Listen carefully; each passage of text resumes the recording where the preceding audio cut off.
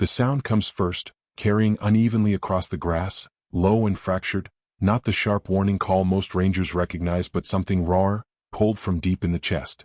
It rises again, closer now, and the men slow without speaking, hands lowering instinctively. When the lion becomes visible, standing alone where the grass thins, the cry breaks a second time, shorter, strained, as if the breath behind it is failing. He is fully grown, his mane dark and heavy around the neck, but his posture holds none of the certainty that usually surrounds an adult male. His tail is rigid, lifted slightly from the ground, the tip twitching in tight, uneven motions. Muscles ripple beneath his coat without forward movement, as though his body has forgotten which direction to choose. He does not advance or retreat. He simply watches, head low, eyes fixed, and calls again. The rangers keep their distance, boots quiet against the soil. In the open light, they can see the tremor running along his flank, the way his breathing catches between each sound. His mouth opens wider than necessary when he calls, jaw stretched, the noise scraping out rather than flowing. This is not a challenge. It is not a warning. It is a signal stripped down to need. Wind moves through the grass in long waves, bending the stems around his legs. Somewhere farther off, birds lift and resettle, uneasy but not fleeing. The lion turns his head slightly as if listening for something that does not answer. When his gaze returns, it lingers on the men, steady and unblinking, without the sharp focus of threat. There is confusion there and a kind of exhaustion that has settled too deep to hide. One ranger lifts a hand slowly, palm open, not toward the lion but toward the space between them. "Easy," he says, barely more than breath. The word does not change the lion's stance, but the call that follows comes out weaker, broken halfway through. His chest heaves, then stills as if he is bracing himself. Closer now, they can see the dust clinging to his whiskers, the darkened fur beneath his jaw where saliva has dampened it. His ears flick back once, then forward again, catching every sound. When he shifts his weight, it is uneven, favoring one side, the movement hesitant. He lowers himself to the ground but does not lie down fully, forelegs tucked stiffly beneath him, head still raised, still searching. Time stretches without instruction. Heat bleeds slowly from the soil as afternoon leans toward evening, and the air cools in shallow breaths. The lion's sides rise and fall in an uneven rhythm, pauses forming between each breath, as if his body is measuring what it can still afford to give. The cry comes again, quieter, threaded with a thin rasp. It carries less distance now, more intention. The lion's eyes narrow against the light, not in aggression but strain. His tail finally drops, brushing the grass, drawing a faint line through the stems. He holds himself there, suspended between standing and collapse. The men remain still. No one reaches for equipment. No one raises a voice. The space fills instead with the sound of wind and breath and that faltering call, repeating like a question with no answer. As the sun edges lower, the light softens across the plain, and the lion's final sound fades into the grass, leaving only the slow movement of his chest and the long shadows stretching quietly around him. Grass whispers softly as evening settles, and nothing else moves to interrupt the moment there. He does not leave when the men remain. Instead, the lion rises and moves in a slow arc, careful with each step, tracing a loose circle that keeps him near without pressing closer. His body angles sideways as he walks, head turned so one eye never leaves them. The call returns, lifting from his chest and falling away again, thinner now, shaped by fatigue more than force. It carries no edge of warning. It simply announces that he is still here. Each pass shortens slightly, his path tightening as though the space itself is shrinking. His shoulders roll stiffly beneath the mane, the rhythm uneven, and his breathing grows more audible in the quiet air. When he pauses, he stands with legs braced, tail low, the tip dragging through the grass. The sound that follows comes late, delayed by effort, and breaks before it finishes.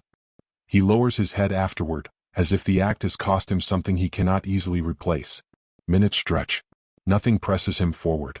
He glances away toward the open plains, ears lifting, body angling in that direction as instinct tugs at him. For a moment, it seems he might go, drawn by habit and territory and the pull of movement beyond this stillness. His muscles tense, weight shifting, then he stops. His head turns back again and the circle resumes, slower now, smaller. Dust clings to his legs where sweat has darkened the fur. His mouth hangs open between calls, tongue visible as he draws shallow breaths. There is no pacing, no aggression, only the repeated choice to remain nearby. His eyes flick between the men and the distance behind them, as if measuring two futures that no longer fit together. When he settles briefly onto his haunches, it is not rest but hesitation, a pause that ends almost as soon as it begins. One ranger shifts his footing, a quiet adjustment meant more for balance than movement. The lion stiffens instantly, head lifting, ears forward, but the reaction fades just as quickly. He does not retreat. He does not advance. He exhales, long and audible, and the tension drains from his stance in a visible release. "It's all right," the ranger murmurs, the words barely shaped, offered without expectation. The lion's response is not immediate. He stands motionless, watching, chest rising and falling unevenly. Then his head dips once, a small, involuntary motion, and the next call comes out softer than the last, worn thin by repetition. It does not travel far. It barely reaches the men before dissolving into the air. The wind shifts, bringing the smell of dry grass and distant animals. The lion lifts his nose to it, testing, eyes narrowing as he listens. Somewhere far off, a faint movement ripples through the plains, too distant to resolve. He takes one step in that direction, then stops again, torn between the pull of the wider world and whatever has anchored him here. As time passes, his circling slows to a near standstill. He remains within the same rough distance, conserving what little energy he has left. When he finally lies down, it is careful and incomplete, forelegs folded but head still raised, eyes open, tracking every small motion. His breathing steadies slightly, though the strain remains etched in the lift of his ribs. The light begins to soften without announcement, shadows stretching longer across the grass. The lion watches the horizon, then the men, then the horizon again. He no longer calls as often. When he does, the sound is low and brief, a reminder rather than a plea. Around him, the plains remain quiet, waiting as the last warmth of the day slips away and the grass sways gently in the cooling air. The first movement comes slowly, almost apologetically. One man shifts forward, placing his foot with deliberate care, letting the grass part without sound. The lion reacts at once, not with a charge but a retreat, 3 measured steps backward, shoulders tight, head low. He stops, turns and looks back, eyes fixed, waiting. When no pursuit follows, he turns again and walks a short distance away, then stops once more. This pattern repeats. Advance, retreat, pause. Each time the man follows, the lion gives ground just enough to keep space between them, guiding without ever fully turning his back. His tail stays low and stiff, swinging only slightly with each step. The urgency is visible now, threaded through his restraint, carried in the tightness of his shoulders and the quick glances thrown over his flank. The air changes as they move. The grass bends unevenly here, pressed down in long streaks that cut across the natural flow of the plain. Stems lie broken, not snapped cleanly but flattened by weight dragged rather than carried. The lion slows as they reach it, pausing longer, his head dropping until his nose nearly touches the ground. He inhales deeply, then releases the breath in a low, strained sound that never quite becomes a call. He moves again, limping slightly now that the rhythm has broken, and the men follow at a careful distance. The ground grows darker in patches, soil disturbed and scuffed, the scent sharp and metallic beneath the dry sweetness of grass. The lion stops beside one of these marks and looks back, holding the gaze longer this time. His ears angle backward, then forward as if bracing himself. One ranger exhales slowly. "There," he says, the word quiet, not pointed. The lion resumes, quicker now despite his fatigue, as though the proximity has unlocked something he has been holding in reserve. He leads them along a shallow depression where the grass has been pressed flat in a single direction. The drag marks grow clearer, heavier, uneven, suggesting stops and starts, effort spent and regained. The smell of blood lingers stronger here, not fresh but not old, carried faintly on the breeze. His movements tighten as they go. He stops often, looking back each time, eyes wide, whites briefly visible before he turns away again. When he calls now, it is short and broken, no longer sent outward but downward, as if aimed at the ground itself. His breathing grows harsher, chest working hard against the weight of exhaustion. They crest a slight rise and the lion halts abruptly.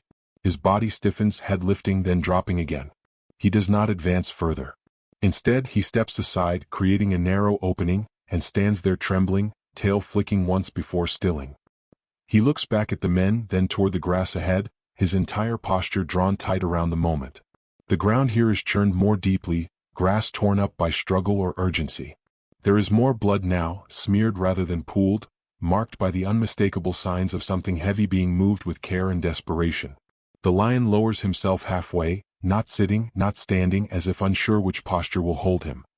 He watches as the men step closer, muscles quivering beneath his coat. When one of them kneels, careful and slow, the lion does not retreat. He leans forward instead, just slightly, nose lifting to draw in their scent. The call that leaves him this time is barely audible, a thin sound shaped by effort rather than voice. The sun continues its descent without pause, light slanting low across the disturbed ground. Shadows lengthen around the flattened grass and darkened soil, stretching toward the waiting lion. The wind moves gently through the plain, carrying with it the quiet truth of what he has been trying to show them all along. The grass parts unevenly where the ground dips, and in the shallow shade cast by the rise, the shape lies still enough to be missed at first. It is only when the men step closer that the outline resolves into a body stretched on its side, ribs lifting faintly beneath dust-matted fur. The lioness does not rise. Her breathing is shallow, uneven, each inhale a careful effort drawn from somewhere deep and strained. Her coat is darkened along the hindquarters, marked with drying blood and the dull sheen of sweat. The grass around her is flattened in a wide, uneven circle, pressed down by movement that was not brief or clean. One hind leg lies at an awkward angle, muscles trembling faintly when she exhales. Her ears flick once at the sound of approaching footsteps, but her head does not lift. Beside her, barely visible against the churned earth, something small stirs. The movement is weak but unmistakable. A tiny body shifts against her belly, fur still dark and slick, limbs folding and unfolding without coordination. The cub's head lifts for only a moment before dropping again, guided more by instinct than strength. A thin sound escapes it, not a cry but a breath shaped into need. The male lion steps forward at once, then stops. He lowers his head until his mane brushes the grass, standing over them without touching. His body is rigid, as though any movement might fracture the fragile balance holding the scene together. The calls that had carried across the plains are gone now. In their place is silence, heavy and deliberate. He looks down at the lioness, then at the cub, his chest expanding with a long, uneven breath. When he exhales, it trembles through him, a release that seems to drain the last of his urgency. His tail drops fully to the ground. He does not pace. He does not watch the men. He simply remains. The lioness shifts slightly, a faint attempt to curl inward. Her flank tightens and relaxes, the effort visible even in its smallness. The cub responds to the movement, nudging weakly, guided by scent and warmth rather than sight. Its mouth opens and closes against her fur, searching. One ranger lowers himself to a knee, movements slow enough to seem almost separate from time. The male lion's ears lift, then settle again. He does not retreat. His eyes remain fixed on the lioness, unblinking, alert but no longer defensive. The space he allows feels deliberate, chosen rather than surrendered. "She's alive," the ranger says softly, the words barely carried beyond his breath. The lion does not look at him. Instead, he lowers his head further, bringing his nose close to the lioness's shoulder without touching. He inhales once, deeply, then stills. The sound that leaves him is not a call, not a warning, but a quiet breath released through parted jaws. The light shifts as the sun sinks lower, shadow stretching across the hollow and drawing the edges of the scene into softness. Dust hangs faintly in the air, stirred by careful movement, catching the gold of the evening. The lioness's breathing remains shallow but steady, each rise of her ribs a small affirmation of presence. The cub stirs again, pressing closer, its movements slowing as warmth and contact begin to anchor it. The male lion remains where he is, head bowed, mane brushing the earth. For the first time since he was seen, his body shows no tremor. Around them, the plains hold their quiet. Grass moves gently in the cooling breeze, bending and straightening without urgency. In the distance, the last light slips behind the horizon, and the day closes softly over the small hollow where fear has given way to stillness, and life, newly arrived, rests between breath and shadow. What follows is careful and unremarkable in the way the most important moments often are. No sudden shifts, no raised voices. The man remains low, movements reduced to the smallest possible shapes, hands steady, attention fixed on breath and response. He does only what is needed, no more, guided by the slow rhythm of the lioness's ribs and the fragile persistence of the cub pressed against her side. Time loosens its grip. The lioness's breathing begins to deepen, almost imperceptibly at first, each inhale drawn a fraction farther than the last. Her flank lifts with slightly more intention now, the tremor in her muscles easing into something steadier. When she exhales, it no longer shudders. The cub shifts again, its movements still clumsy but less frantic, finding warmth and stillness in contact rather than motion. The male lion watches without interference.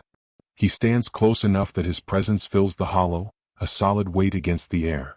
His ears move with every sound, but his body remains composed, grounded. When the man adjusts his position, the lion's muscles tighten briefly, then soften again as no threat follows. Trust does not arrive all at once. It settles slowly, layer by layer, built from restraint rather than reassurance. A faint sound escapes the lioness, not a call, but a breath shaped by effort. Her head lifts a few inches, then settles again, eyes half open, unfocused but present. The cub responds instinctively, pressing closer, its small body folding into the curve of her belly. The contact steadies them both. As the light fades, colors flatten and soften. The sharpness of the day dissolves into muted tones, dust and grass and fur blending into shadow. The air cools, carrying the scent of earth and animals and the quiet promise of night. Somewhere beyond the hollow, insects begin their low chorus, tentative at first, then steady. The man completes what he came to do and does not linger. He shifts his weight back, rising slowly, careful not to draw attention to the movement. The lion lifts his head at once, watching closely, but does not block the retreat. When the man steps away, increasing the distance by a few deliberate paces, the lion exhales, long and deep, and steps forward. He lowers himself beside the lioness, not touching at first, then settling close enough that his warmth reaches her. His head dips, mane brushing her shoulder, and he remains there, still and protective without tension. The cub stirs between them, shielded on both sides, its movements growing quieter as fatigue overtakes urgency. The man continues backward until the grass closes gently between them. No signal is exchanged. No acknowledgement is needed. The distance restores itself naturally, like water finding its level. After a time, the lioness gathers herself. With effort and patience, she shifts, drawing the cub closer beneath her chest. The male rises immediately, alert but calm, scanning the darkening plains. When she begins to move, slow and unsteady but determined, he stays close, adjusting his pace to hers. They do not hurry. They move as a single shape through the grass, stopping once, then again until the lioness finds a rhythm that holds. The cub disappears beneath her, carried more than walking. The male follows, flank to flank, his presence steady and unbroken. Soon, their forms blur into shadow, outlines dissolving into the tall grass as dusk fully settles. The hollow empties, leaving only flattened stems, cooling soil, and the faint trace of warmth where bodies had rested. The wind passes through gently, lifting the grass and smoothing it back into place. In the quiet that follows, there is no sense of absence. Only the soft continuity of breath, carried forward into the dark, and a silence that feels complete rather than empty.